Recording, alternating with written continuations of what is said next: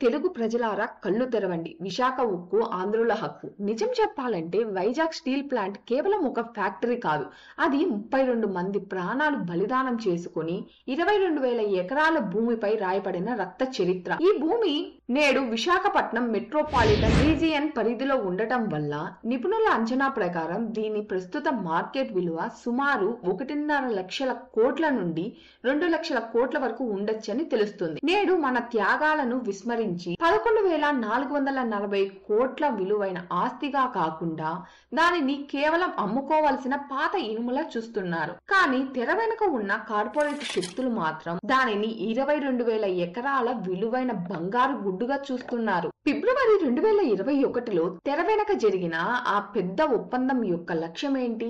ఈ బలిదానాల చరిత్రకు, భూమి దోపిడీకి, అదాని గ్రూప్ ప్రమేయానికి ఉన్న సంబంధం ఏమిటి? ఈ రోజు ఈ నిప్పు లాంటి నిజాన్ని మీ ముందుకు తీసుకొస్తున్నాము. ఈ వీడియో మన జాతి ఆత్మపై రాయబడిన తుది తీర్పు. మీరు ఈ తుది తీర్పులో భాగం కావాలనుకుంటే ఇప్పుడే మన ఛానల్ ని సబ్స్క్రైబ్ చేసుకోండి. ఈ పోరాటం నిజాన్ని నమ్మిన ప్రతి తెలుగువాడిది. విశాఖ ఉక్కు ఫ్యాక్టరీ కేవలం ఈనాటిది కాదు, ఇది త్యాగాల వారసత్వం. 1965లో వైజాగ్ వద్ద ఉక్కు కర్మాగారం ఏర్పాటుకు తొలిసారిగా గుర్తింపు లభించింది. కానీ కేంద్రం నుండి స్పందన లేకపోవడంతో 1966లో ఆ డిమాండ్ ఒక మహా ఉద్యమంగా మారింది. అప్పటి ఆంధ్ర రాష్ట్రం అంతటా జరిగిన ఈ పోరాటంలో తుపాకీ గుండ్లకు 32 మంది అమాయక యువకులు నేలకొరిగారు.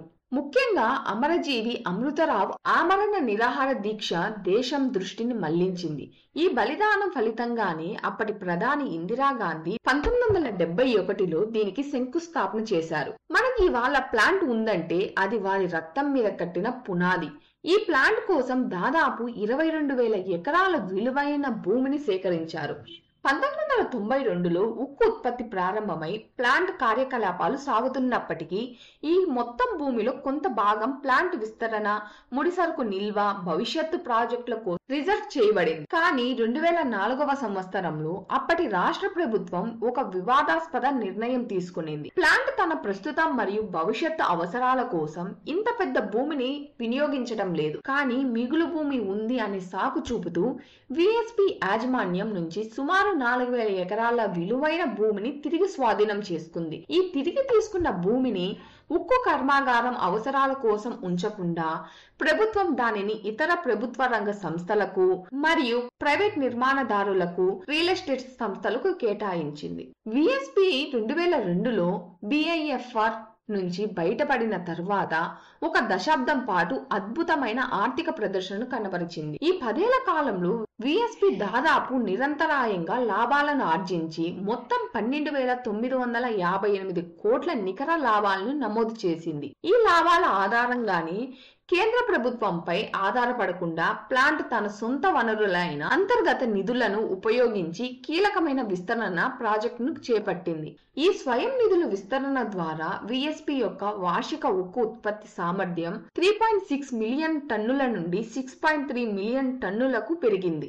ఇది ప్లాంట్ యొక్క ఆర్థిక స్థిరత్వాన్ని నిరూపించింది. అయితే ప్లాంట్ ఆర్థికంగా ఎదుగుతున్న సమయంలో 2012 జూలై 13న కొత్తగా ప్రారంభించిన ఆక్సిజన్ ప్లాంట్ లో జరిగిన ఒక తీవ్రమైన పేలుడు కారణంగా 19 మంది ఉద్యోగులు చనిపోయారు.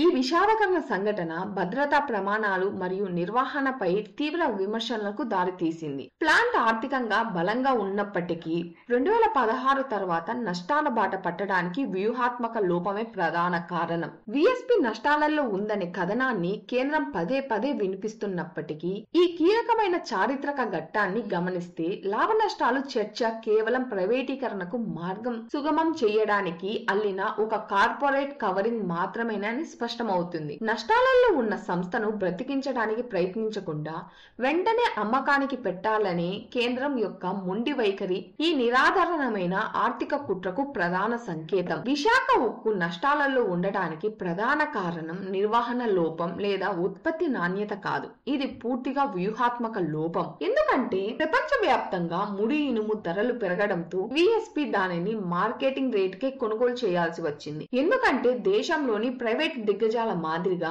విఎస్పికి కేంద్ర ప్రభుత్వం సొంత క్యాప్టివ్ ఐరన్ ఓర్ గనులను వ్యూహాత్మకంగా కేటాయించలేదు. సొంత గనులు లేకపోవడం వల్ల ఉత్పత్తి ఖర్చులు విపరీతంగా పెరిగి విఎస్పి నష్టాలను నమోదు చేయడం మొదలుపెట్టింది. గనులు కేటాయించి ఉంటే విఎస్పి లాభదాయకంగా ఉండేది కాబట్టి కావాలని గనులను కేటాయించకుండా ప్లాంట్ ను బలహీనపరిచి ప్రైవేటీకరణకు మార్గం సుగమం చేసేందుకు కేంద్రం ప్రయత్నించిందని బలమైన కుట్ర ఆరోపణ ఉంది. ఇది రాజకీయ కుట్ర కాక మరేమిటి? అది ప్రైవేటు సంస్థలు టాటా, జిందాల్ వంటి తమకు కేటాయించిన సొంత క్యాప్టివ్ గనుల నుండి తక్కువ ధరకే ముడి సరుకును పొందుతాయి. ఈ అన్యాయమైన ఆట కారణంగానే కావాలనే ప్లాంట్ ను నష్టాల ఊబిలోకి నెట్టి అప్పులు పెరిగేలా చేశారు. ఈ కుట్రకు నిదర్శనం ఏమిటంటే 2016-17లో విఎస్పి మళ్లీ లాభాల్లోకి వచ్చింది. కోవిడ్ సంక్షోభం ముందు కూడా మెరుగైన పని చేసింది. అందుకే ఫిబ్రవరి 2021 ప్రైవేటీకరణ నిర్ణయం వెలువడిన వెంటనే కేవలం ఏడాది వ్యవధిలో కేంద్రం 11,440 కోట్ల విలువైన రుణాలను ఈక్విటీగా మార్చడం లేదా కొత్త నిధులను అందించింది. ఒకవైపు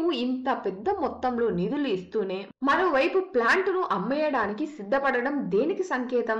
విశాఖ ఉక్కు ప్లాంట్ కేవలం లాభాలు ఆర్జించే ఒక సంస్థ కాదు. ఇది దేశ సేవలో భాగమైన అమ్మలేని ఆస్తి. ప్రపంచమంతా ఊపిరాడక ఇబ్బంది పడుతున్నప్పుడు కోవిడ్-19 మొదటి రెండవ వేవ్ లో సమయంలో విశాఖ ఉక్కు ప్లాంట్ భారతదేశానికి ప్రాణదాతగా నిలిచింది. ఇది తన ఉక్కు ఉత్పత్తిని పక్కన పెట్టి అత్యవసరమైన వైద్య అవసరాల కోసం పెద్ద మొత్తంలో లిక్విడ్ ఆక్సిజన్ ను తయారు చేసి దేశంలోని వివిధ రాష్ట్రాలకు సరఫరా చేసింది. వేలాది మంది ప్రాణాలను కాపాడింది. ఈ జాతీయ సేవకు లాభాలు లెక్క కట్టగలమా? అంతేకాక విఎస్పి తన కార్పొరేట్ సోషల్ రెస్పాన్సిబిలిటీలో భాగంగా అనేక పాఠశాలలు, ఆసుపత్రులు మరియు కమ్యూనిటీ సెంటర్లను స్థాపించి నిర్వహించింది. ఇది కేవలం ఉపాధి మాత్రమే కాదు, ఒక సమగ్ర సామాజిక వ్యవస్థను నిర్మించింది. ఈ సేవలను ప్రైవేట్ సంస్థలు కొనసాగిస్తాయా? ఖచ్చితంగా కొనసాగించవు. అందుకే ఇది కేవలం ఆర్థిక లెక్కల్లో ఇమడని ఒక జాతీయ ఆస్తి. విశాఖ ఉక్కును ప్రైవేటీకరించడానికి వెనుక ఉన్న అసలు కారణం ఉక్కు కాదు, భూమి మరియు లాజిస్టిక్ ఆధిపత్యం కోసం. ఈ కుట్రకు కేంద్ర బిందువు అదాని గ్రూప్. విఎస్పి ప్లాంట్ కు అతి ముఖ్యమైన ద్వారం మరియు ముడి సరుకులు దిగుమతి చేసుకునే గంగవరం పోర్టును అదాని గ్రూప్ వ్యూహాత్మకంగా సొంతం చేసుకుంది. ఇప్పుడు విఎస్పి ను కూడా దక్కించుకుంటే గంగవరం పోర్టు ద్వారా ఉక్కు ముడి సరుకులను అత్యంత లాభదాయకంగా దిగుమతి చేసుకోవచ్చు మరియు ఉక్కు ఉత్పత్తులను ఎగుమతి చేయవచ్చు. 22,000 ఎకరాలు విలువైన ఆ భూమి విశాఖ నగరానికి అతి సమీపంలో ఉంది. మార్కెట్ విలువ ప్రకారం అది లక్షల కోట్ల రూపాయల ఆస్తి. అందుకే నష్టాల సాగుతో ప్లాంట్ ను కొనుగోలు చేసి భవిష్యత్తులో ఆ భూమిని రియల్ ఎస్టేట్ లేదా ఇతర పోర్ట్ అనుబంధ వ్యాపారాల కోసం వాడుకోవాలనేది కార్పొరేట్ కుట్ర. అదాని గ్రూప్ గతంలో ప్రభుత్వ రంగ సంస్థలైన పోర్ట్లను, ఎయిర్పోర్ట్లను కూడా కొనుగోలు చేసింది. విఎస్పి ప్రైవేటీకరణ లక్ష్యం ఉక్కు ఉత్పత్తిని పెంచడం కాదు, భారతదేశ తూర్పు తీరంలో లాజిస్టిక్స్ మరియు రియల్ ఎస్టేట్ పై అదాని ఆధిపత్యం పెంచడం కోసం. ఫిబ్రవరి 2021లో కేబినెట్ ఆమోదం పొందిన తరువాత కేంద్రం ఈ ప్రైవేటీకరణను విడుదల వారీగా అమలు చేస్తుంది. తొలుత 32 యూనిట్లకు ఎక్స్ప్రెషన్ ఆఫ్ ఇంట్రెస్ట్ జారీ చేశారు. అంటే మొత్తంగా ఒకసారి అమ్మకుండా లాభదాయకమైన చిన్న యూనిట్లను ముందుగా ప్రైవేటుకు అప్పగించి మొత్తం వ్యవస్థను నిర్వీర్యం చేయాలనేది వ్యూహం. ఉద్యోగ సంఘాలు, రాజకీయ పార్టీలు చేస్తున్న పోరాటంలో ప్రధాన డిమాండ్ ఒకే ఒకటి: ప్రైవేటీకరణ నిర్ణయాన్ని వెనక్కి తీసుకోవాలి మరియు విఎస్పికి సొంత క్యాప్టివ్ మైన్స్ ని కేటాయించాలి. సొంత గనులు కేటాయించబడితే విఎస్పి ప్రపంచంలోనే అత్యంత లాభదాయకమైన స్టీల్ ప్లాంట్లలో ఒకటిగా నిలుస్తుంది. నష్టాలు కాస్త లాభాలుగా మారుతాయి. కేంద్ర ప్రభుత్వం దీనిని గుర్తించకపోవడం, సొంత క్యాప్టివ్ గనులను కేటాయించకపోవడం, కానీ అదే సమయంలో ప్రైవేట్ శక్తులకు మాత్రం గనులను కట్టపెట్టడం ఈ రాజకీయ కార్పొరేట్ కుట్రకు తిరుగులేని నిదర్శనం. ఈ కుట్రకు మరో సాక్ష్యం ఏమిటంటే ప్లాంట్ ను రక్షించడానికి 11,440 కోట్ల విలువైన నిధులను అందుబాటులో ఉన్నప్పటికీ వాటిని సక్రమంగా వినియోగించే బలోపేతం చేయకుండా ప్రైవేటీకరణ వైపు మొగ్గు చూపడం. దీని వెనుక ఉన్న అసలు లక్ష్యం భూమి దోపిడీ తప్ప మరొకటి కాదు. విశాఖ ఉక్కు అనేది కేవలం ఒక ఫ్యాక్టరీ కాదు, అది మన ఆంధ్రుల హక్కు, మన ప్రాంతం అభివృద్ధికి, యువత ఉపాధికి మరియు జాతి ఆత్మ గౌరవానికి ప్రతీక. 32 మంది అమరుల రక్తం పారిన ఈ భూమిని కేవలం కార్పొరేట్ లాభాల కోసం అమ్ముకోవడం మనందరిపై జరిగిన దాడి. 11,440 కోట్ల పెట్టుబడితో క్యాప్టివ్ మైన్స్ కేటాయించకుండా ప్రైవేటీకరించాలని చూడడం నిజంగా దేశ అభివృద్ధికి సంకేతం. సంకేతమా? ఈ రాజకీయ కార్పొరేట్ కుట్రపై మీ అభిప్రాయం ఏంటి? ఈ వీడియోని 10 మందికి షేర్ చేయండి. అలాగే కింద కమెంట్ సెక్షన్ లో విశాఖ ఉక్కు ఆంధ్రుల హక్కు అని గట్టిగా చెప్పి మీ అభిప్రాయాన్ని తెలియజేయండి. మీ మాట ఈ పోరాటానికి బలం. చివరి వరకు చూసినందుకు ధన్యవాదాలు. ఈ వీడియోపై మీ అభిప్రాయాన్ని కమెంట్ రూపంలో తెలియజేయండి. మరిన్ని వీడియోస్ కోసం దినకర్ టాక్స్ ని సబ్స్క్రైబ్ చేసుకోండి. పక్కనే ఉన్న బెల్ నోటిఫికేషన్ ని క్లిక్ చేయండి. అప్పుడే మా కొత్త వీడియోలు మీకు నోటిఫికేషన్ రూపంలో వస్తాయి. మళ్ళీ కలుద్దాం.